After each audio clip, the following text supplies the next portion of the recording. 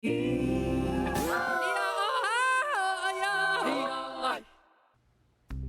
step towards joining a key trade bloc, TSMC's Morris Chang says he's hopeful the CPTPP will let Taiwan in. Best friends forever, the Honduran president visits Taiwan as a question mark hangs over diplomatic relations. I'm Rick Lark for TaiwanPlus, and I'm here near the ancient Taiwan town of Tuscatan with a report on how LGBT Indigenous Taiwanese are building a new identity for themselves and their communities.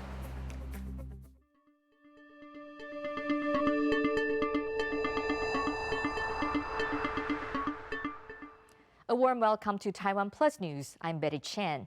Morris Chang has said that he is hopeful about Taiwan's application to join an 11-nation Pacific trade bloc.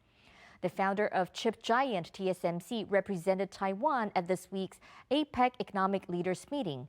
President Tsai is blocked from attending the summit due to pressure from China, but she tasked Chang with securing backing for Taiwan's bid to join the Comprehensive and Progressive Agreement for Trans-Pacific Partnership.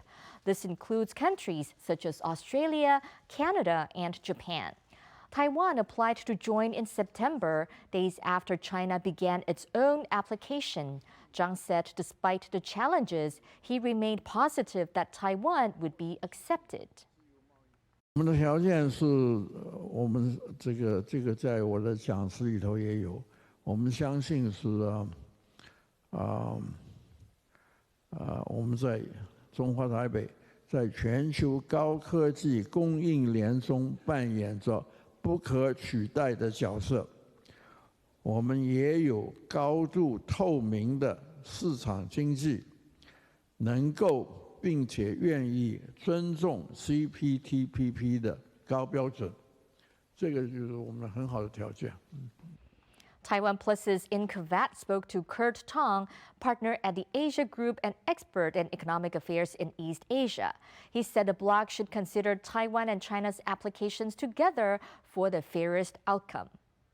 It really puts the emphasis on the substance of the applications of Taiwan and of China, and to some extent, it won't entirely remove the political aspects. But it'll put the focus more on the substance as opposed to, say, in the case of China, being able to say, well, we're such a big economy, you have to let us in, regardless of whether we're actually trying hard to meet the standards of CPTPP. And then for Taiwan, it helps avoid a situation where Taiwan's application gets either less attention or is negatively influenced by politics with China behind the scenes. And you mentioned that considering China and Taiwan together, that Taiwan would have some advantages. One of the major ones is the one you mentioned, the role of state-owned enterprises and the degree to which private corporations or public corporations can be subsidized and still have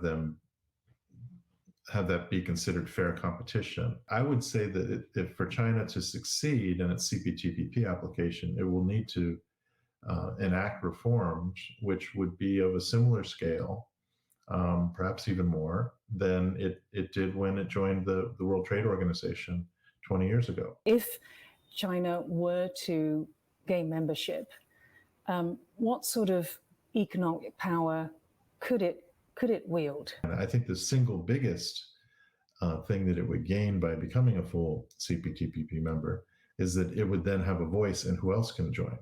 So from the US perspective, this should be a wake-up call for the United States to go back to CPTPP and rejoin it. Honduran President Juan Hernandez is visiting Taiwan 2 weeks before crucial elections in his country. On Saturday, he met with President Tsai Ing-wen and told her that he hopes Honduras will continue their long-standing friendship. Taiwan's 80-year diplomatic relationship with the Central American country is on the line. The leader of Honduras' main opposition party has said she will switch recognition to Beijing if elected. Taiwan is home to nearly 600,000 indigenous people, but many of their languages are under threat. Young people are taking to social media to share and protect their mother tongues. Rick Glauert spoke to young illustrator Umaf Ispalakan, who is from the Bunong indigenous group. The media that I set up is Facebook fans page. The title is 每天来点布农语啊.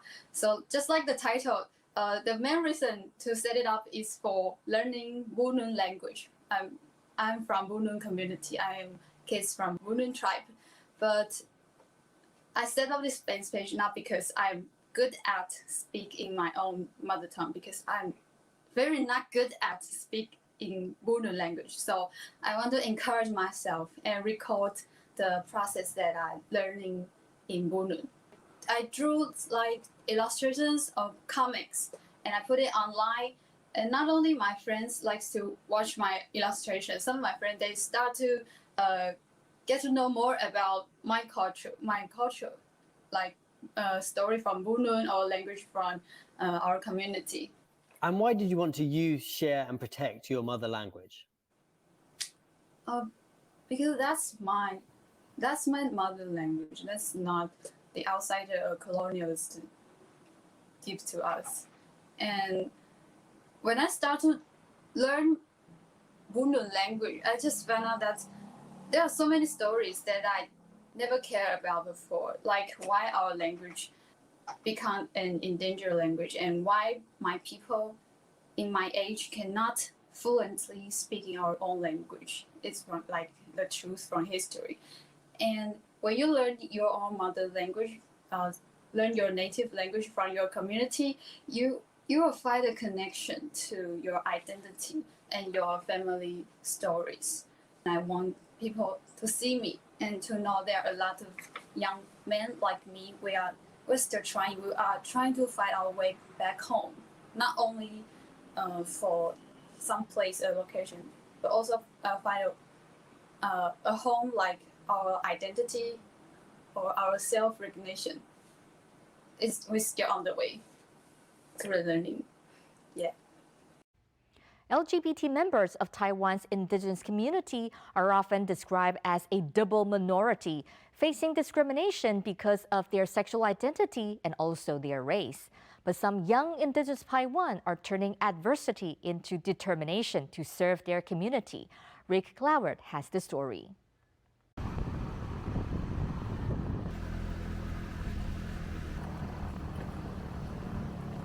It's a bumpy road home for Lios Rakulivu as he travels to his 400-year-old ancestral village, Tskatan.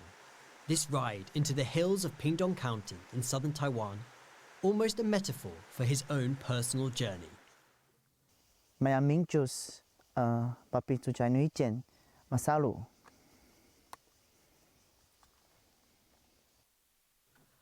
After a difficult childhood, he left this area, home to many indigenous Taiwanese Paiwan like himself, in search of a new life in the big city.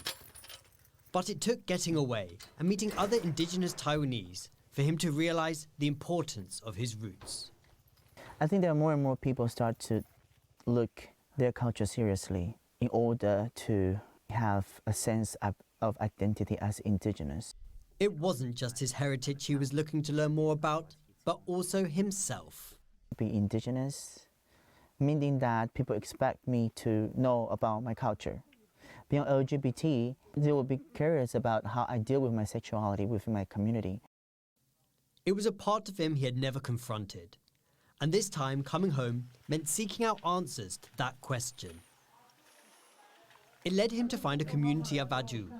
This Paiwan word, literally meaning sister, has been adopted by LGBT indigenous people to refer to themselves. Indigenous Taiwanese make up just over 2% of the population, and for decades they were treated as second-class citizens in their own country. So, LGBT Indigenous Taiwanese are often described as a double minority. They face discrimination from within their own traditional communities because of their sexual identity, and from mainstream society because of their race. Conservative attitudes persist, particularly in Indigenous communities, which are often Christian and also put a strong emphasis on the firstborn child to continue the family line. 31-year-old The Guy also returned home recently. He now works at a museum and has made it his mission to educate the younger generation about their culture. 面对年轻人们是我可以去展现我自己是谁，但是面对长者们，就是我没有办法去太展现我自己是谁，因为他们对于我的身份、我的性别有他们的期待，我不想让他们失望。 He tells me that it is the adversity he faced as a gay man that motivates him. 我为什么那么认真想要读书，得到人家的认可，是因为我是阿朵，所以我想要比大家更出众。 For both The Guy and Lios, being different meant they should stand out from the crowd for the right reasons. Lios uses his weekends to promote and preserve indigenous languages. Because years of, Taiwan was under martial law, and a lot of people, not just indigenous, are receiving oppression, not talking in their own languages, and that really impacted our parents' generation. And a lot of cultural elements or languages are lost during that time. It is continually losing, but people are trying to get it back. Strolling around the village, nowadays it is not uncommon to hear the residents call each other Aju in the streets. And at the usually traditional harvest festival, a performance from Aju dancers and singers.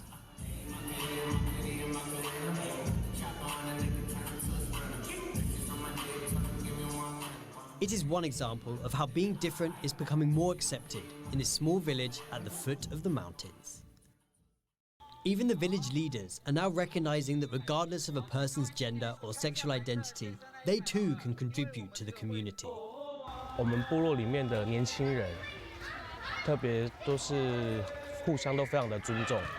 然后在我们聚会的时候，其实我们也是都知道说彼此的这个性向啊、状态啊怎么样的，就是不论他是怎么样的一个人，其实都可以在部落里面用他的方式为部落去服务。And for young LGBT Indigenous people like The Guy and Lios, it is liberating and it is life-changing. 不管我们是不是阿都，我们都会为部落做事，让我们为部落做事的事情，就会让大家看到。But for now, both young men live a double life. They are out among their peers and younger people in their villages, but they hide their identity from their parents and other elders. They are hopeful that the community is opening up. 台湾的社会，我自己是很乐观的，觉得大家未来会更接受彼此。10年后，我可能又老了10岁，但是我觉得总有一天，我应该可以在这个部落说 ，Yeah, I'm gay。对。They've battled discrimination on two fronts, but this has only fueled their determination to honor their heritage and protect their culture. And they are forging what it means to be an Indigenous Taiwanese in the 21st century. Alex Chen and Rick Lowett for TaiwanPlus.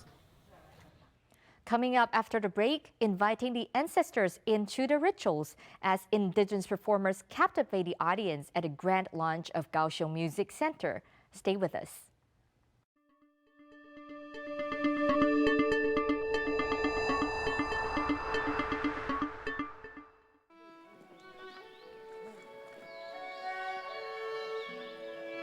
Today, 台湾人要了解的是，我们跟这片土地关系里面，它是跟你的生命的根源息息相关。像这个红块、扁柏等等，他们都是台湾的神明。长期以来，我一直误以为我在抢救山林，直到最近10年来，我才了解，我从来没有抢救山林，而是山林从来在抢救我们。我们的地球46亿年来，我们就是它的一部分，它就是我们共同的灵魂，流传在我的血液中，也流动在树叶当中。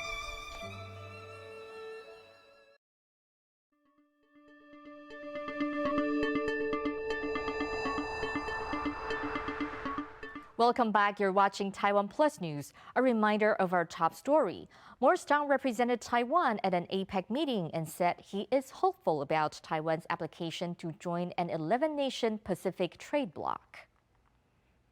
Negotiations at the UN climate conference in Glasgow are going over time after the two-week talks formally ended Friday without an agreement. The president of the UN climate conference, Alok Sharma, has called on countries to make a final push to secure commitments to rein in rising global temperatures. Negotiators have disagreed over when to phase out coal and how much aid richer countries should give poorer nations. U.S. President Joe Biden earlier accused China and Russia of not showing up at a conference. TaiwanPlus reporter Louise Watt asked Chinese environmentalist Ma Jun if China had done enough at COP26. I think that allegation is quite unfair in the case of China. Ever since the outbreak of the pandemic, Chinese leaders have not attended any international meetings outside the countries. China has sent its special envoy, the best candidate, to lead the Chinese delegation. Most importantly, I think Chinese top leader has made a carbon peak and neutrality pledge in September 2020. I think this pledge is pretty fundamental and for the world to fight against climate change. Of course, more could be done, and we have seen that the target set by China is basically stated that we will try to achieve carbon peak before 2030 and carbon neutrality before 2060. I think that has made the space for the stakeholders to come together to try to hasten the process. We hope that we can achieve peak and neutrality ahead of the schedule. And what are the attitudes of people in China towards climate change? Is this something that the Chinese public is aware of? Is it something that the Chinese public cares about? I think at this moment, there's more work needs to be done to try to build the awareness, which is very, very important. We have seen how the public demand for clean air have motivated the government to come up with this massive clean air action plan. And through this multi-stakeholder approach, China managed to cut the level of its air pollution by half in just 8 years of time. That's roughly the time frame for the world needs to cut carbon emission so as to keep the 1.5 degrees Celsius target alive. So I think we need to tap into all these experiences, and one of the key lessons we learned is that the public awareness, public recognition is very, very important. And this week saw Xi Jinping cement his power as China's leader with the passing of a historical resolution. But what is the resolution and why is it significant? James Chater explains. Xi Jinping walks out for the first time since the Chinese Communist Party passed a landmark resolution on its own history. It enshrines Xi as the core of its leadership, all but ensuring he will stay on for a third 5-year term as China's leader when the 20th Party Congress meets next year. His position secured by an apparent unanimous vote and flanked by fellow members of China's top leadership, you'd think it would be a happy occasion. But this is an historical event of solemn importance, if the expressions of his colleagues are anything to go by. Until now, just 2 historical resolutions had been passed in the CCP's history, one in 1945 and the other in 1981. The first cemented Mao Zedong's position as China's top leader, and the second, his successor, Deng Xiaoping. But now, a third for Xi Jinping. What the resolution means is, on one hand, is an epilogue. It closes the chapter on what's happened in the past 100 years of the party's history, and it's also a prologue. It basically sets Xi apart from his predecessors and lets him chart a vision and a path as he tries to take China forward. Xi's premiership has seen stable growth in the Chinese economy, albeit slowing. But China appears increasingly isolated on the world stage. There has been a hardening of global attitudes towards China in recent years, particularly in the West and especially since the beginning of the coronavirus pandemic. Xi has also faced international criticism over human rights abuses in Xinjiang, a crackdown on freedoms in Hong Kong, as well as a ramping up of military intimidation toward Taiwan. These sensitive issues are mentioned in the CCP's communiqué, but analysts say the document is squarely about the party and the version of history it is trying to tell, which includes its claims to Taiwan. 这个台湾的议题本来就不该出现在中共的历史问题决议里面，因为台湾的议题不属于中共党内路线斗争的问题。 But within China, Xi already has a lot on his plate. Its debt-laden companies pose a threat to economic stability, and an aging population means a demographic crisis looms. And with Xi now unquestionably at the peak of Chinese power, the weight of responsibility for those issues is firmly on his shoulders. Chris Marr and James Chater for TaiwanPlus.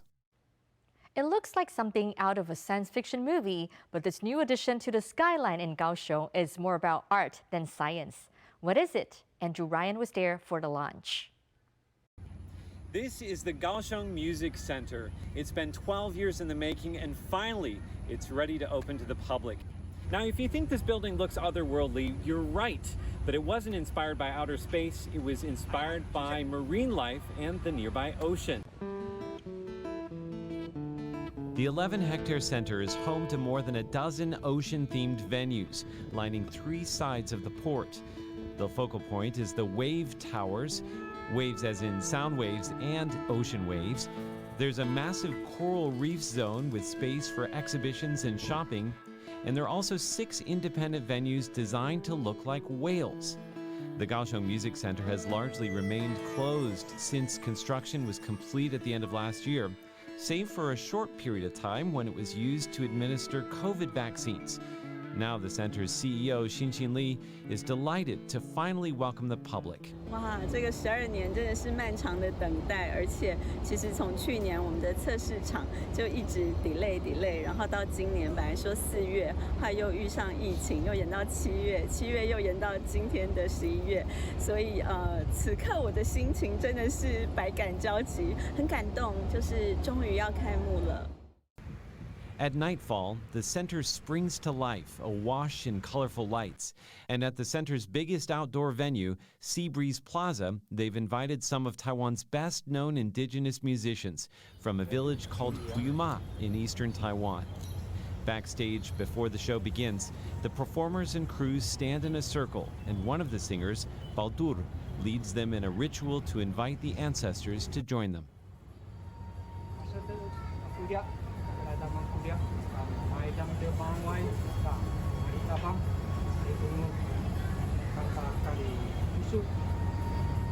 He dabs his finger in rice wine and sprinkles it to the ground as an offering. For the Puyuma people, there's a deep connection between music and their ancestors. They tell me that there are many departed family members watching over them during the performance. 其实他们也在外面等很久了。如果我们没有透过这个仪式邀请他们的话，他们会不晓得怎么样子，席地而坐。所以其实就会有老人家就会有感觉说，对我感觉到了，他们来了。所以那个感觉其实是从脚底一直在到头顶。所以那个阿姨在哭，她是很诚心的，觉得说，对，我们要做这个仪式，他们才可以到我们的面前来跟我们一起唱歌，然后把这个歌声。 整个围绕在这个环境里面。 Soon the performance begins with a traditional Puyuma ritual performed by Yolong's aunt and mother.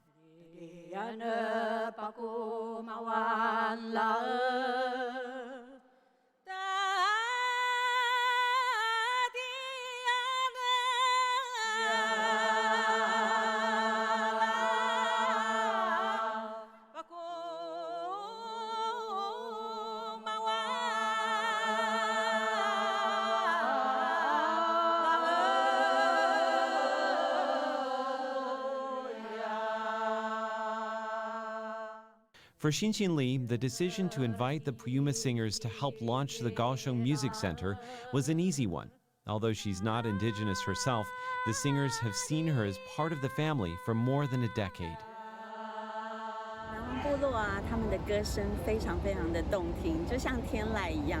那在这个高流的新的场馆，其实我也很期待，他们带来祝福的歌声，然后可以来助导这个启动这个开幕仪式。所以我们在彩排的时候，我光是听到他们一起合唱的声音，我就觉得哇，这真的是一个荣耀的乐章。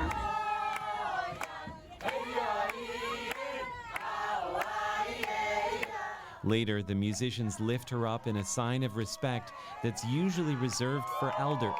It's a powerful moment for her after years of preparation.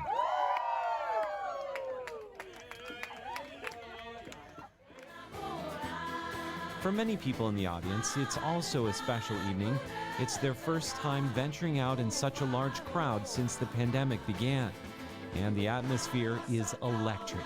It's not only one of the grandest housewarming parties I've ever been to, it feels as though we've turned a corner, and that the distance that we've kept between us for the last 2 years in Taiwan is being bridged through song and dance. As Naya Cho and Andrew Ryan for TaiwanPlus. Thanks for watching Taiwan Plus News. I'm Betty Chen. Check out Taiwan Plus News on YouTube and our website for this show and more. Stay safe and see you next time.